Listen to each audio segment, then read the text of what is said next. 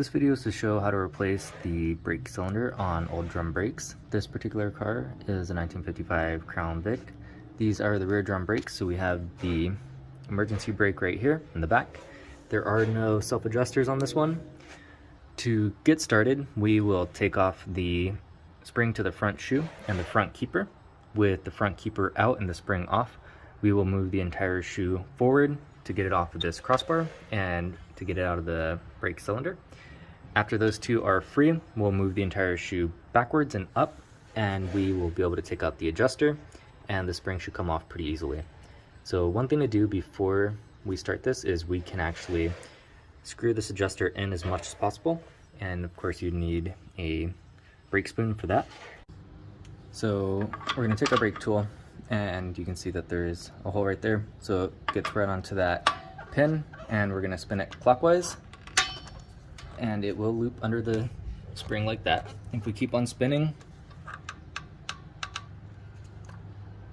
and then we can pry up a little bit, and it'll come off just like that. So now we'll use this tool. Basically the way it works is you put it onto the keeper and you push it in, and you can spin the keeper, and it'll come off just like that. So this rod, you can see, has a flat edge on it, and so what we're doing is when the keeper is in, it's actually over that rod, but it's spun so that way it can't come out. And when we push down and we spin it, we just spin it so that it'll line up so that the spring and everything can come out. So now with the spring and the keeper out, we can move this front shoe and make it so that they're no longer lined up. You can also take the spring off. And now we're going to move the entire shoe back and up a little bit, and we're going to try to get this adjustment out.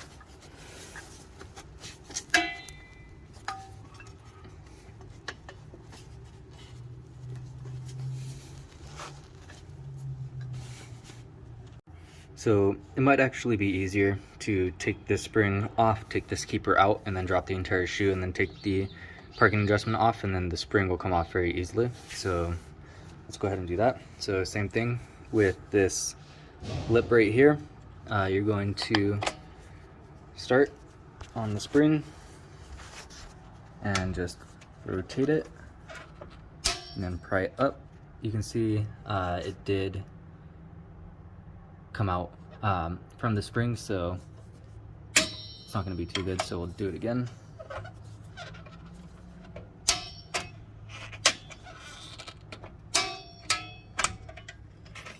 Yeah, if you keep that lip on the bottom and then pry up, it works a little bit better.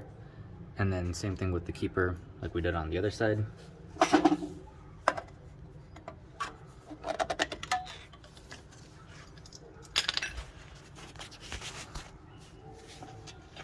And once the washer's out and the guide pin is out,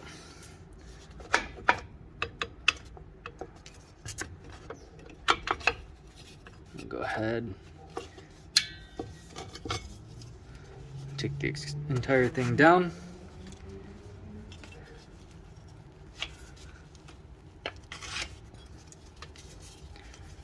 and it is still pretty hard, but with a little manipulation, will come out pretty easily. So that's how you take them apart. Now there are just 2 bolts on the back that are keeping this cylinder in, along with the brake line, so we'll go ahead and take that out. So I got it out, but I did want to mention, when you are removing brake lines, you do want to use something called a flare nut wrench. You can see that it has a little more hangover than a regular wrench, and that's to help prevent it from stripping and causing more issues. So you do want to use flare nut wrenches for removing brake lines. So this is the old cylinder. So this one was leaking. There is some evidence of that on the shoe. So here's the new one. And one thing we do need to do is pop these out and then put them into the new one. With the new cylinder installed, we can go ahead and start putting the brakes back together. It is a good idea to clean up the plate. I just used some carb cleaner. You can use brake cleaner or acetone. and I used a brass wire brush to scrape everything off. Some people do put NICs around these contact points. I'm not going to, but we can go ahead and move on. So we're going to start with the rear side of the car. So here's the emergency brake. The shoe will go on. You line it up with the brake cylinder, and we'll go ahead and start by putting in the keeper. So we'll start with the guide pin, and like I said before, this guide pin does have an end on it, and we need to line up the keeper with that flat piece of metal. And you want to put the keeper first, and you'll put the flat side against the shoe. So you put it on, and then you can spin it 90 degrees, and then we'll go ahead and put on the spring, and we'll actually put the second washer into the tool first, so it looks like this, and then we can just push it on.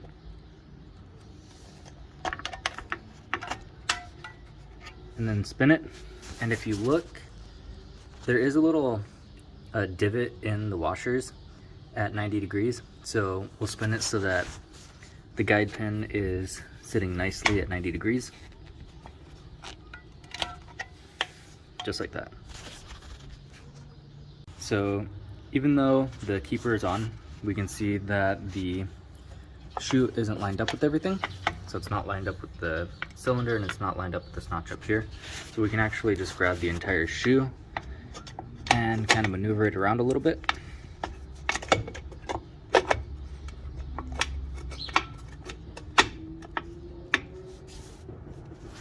So now you can see that it is in the brake cylinder. It's lined up here. And now we can go ahead and grab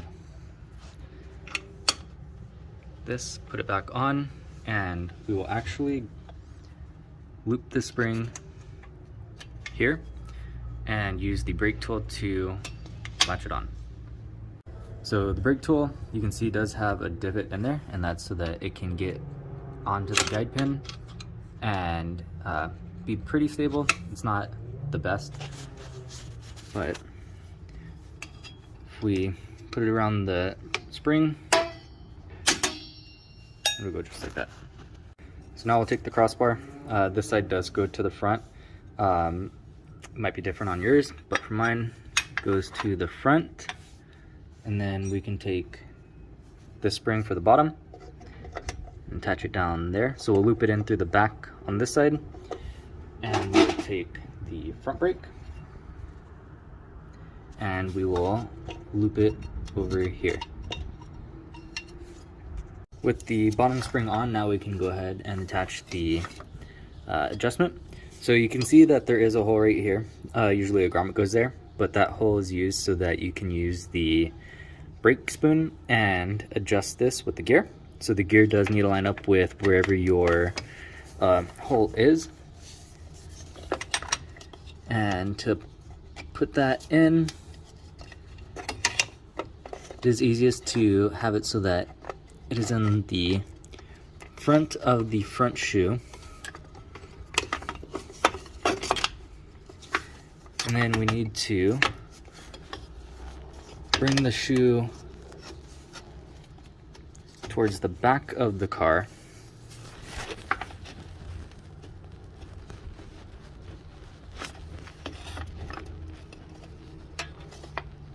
So we're going to keep on messing with this front brake shoe and pulling it towards the back of the car to try and get this adjustment in. The spring is incredibly tight, so it is pretty difficult. And you can see that there are notches in it, so you do need that notch to line up with the shoe right here.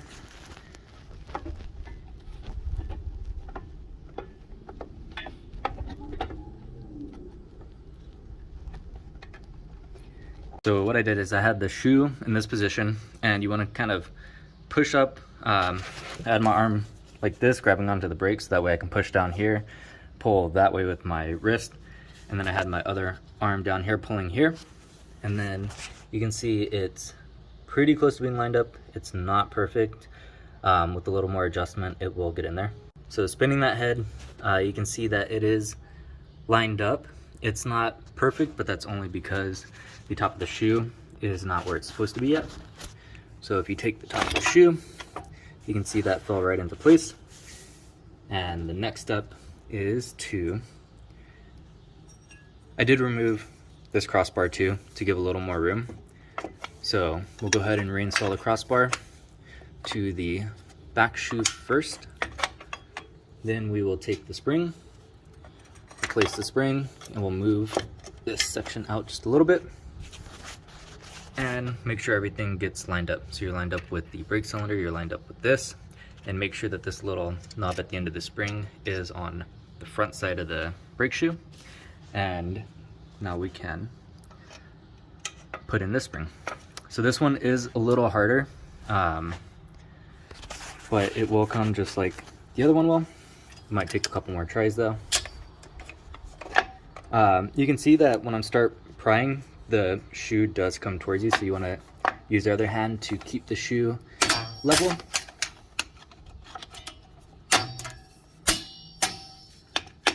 And that's in. Now, the only other thing to do is to put the keeper in.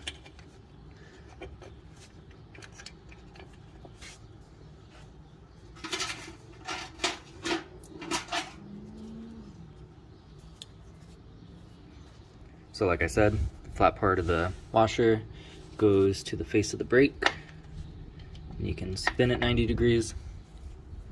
And same thing just like the other side. So you do want the domed part inside the spring so that the flat part is going to be inside the tool. So you can see that the domed part is inside the tool. And you do need to keep a finger on the guide pin in the back. And same thing, just go 90. And now the brake's all back together. So it is a good idea to adjust this before you put the hub back on. This will make it a lot easier, because when you try to do it with everything back together and the wheel on, you can only get 1 or 2 of these stars each time when you're using the brake spoon. So it is a good idea to adjust that close to where it was before, just so that it's a little bit easier.